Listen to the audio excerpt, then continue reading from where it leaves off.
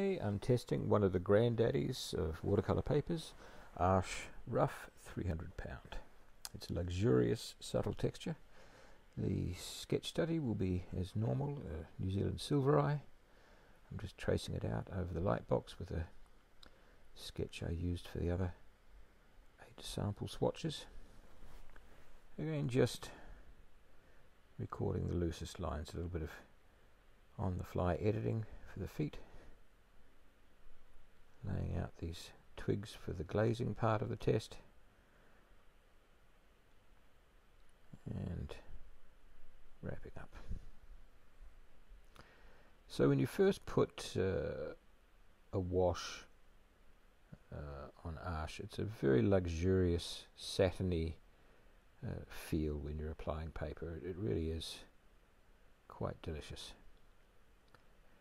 Arches is one of the most heavily surface sized of the commercial mould-made papers.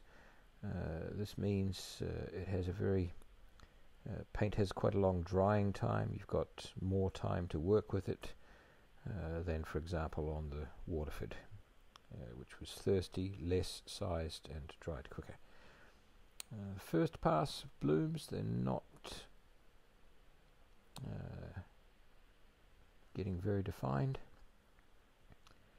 but when I'm blending in the Payne's grey and burnt umber for the rock, I love the way paints mix on Arches. Some secondary blooms, trying to do some blooms on this rock. I don't think they're going to take. Now we'll try the first layer of glazing. Arches does not muddy the under surface very much when it glazes, but it's not as good for glazing as the Heritage or Honeymule.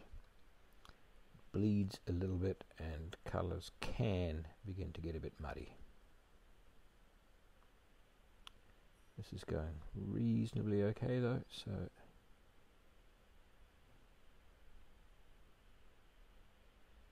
over glazing, trying for some secondary blooms, and just dropping in some ripples and reflections, mostly off camera. All in all, the paper is, I've worked with Arches for decades, so I'm pretty familiar with the nuances of the stock. The reason I've been doing these swatch tests is because I want more control over blooms and background washes. So I've been looking for a happy medium between something that lifts okay and gives me enough surface time and bleeding characteristics. The dark mask around the white eye ring has bled quite nicely. You've always got a lot of control with Arches, so there's no problem in defining the eye.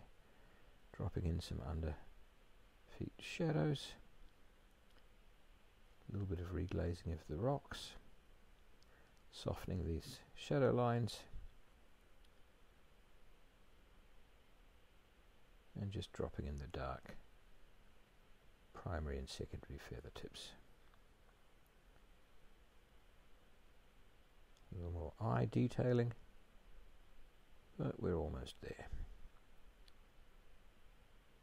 And there we have it.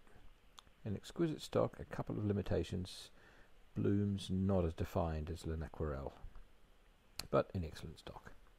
After the paint had dried, I did a quick test for background broad washes with secondary blooms. Arches can be so-so in terms of deliberate blooms, but this range, alizarin crimson through permanent orange, was spectacular, so could not ask for a better result.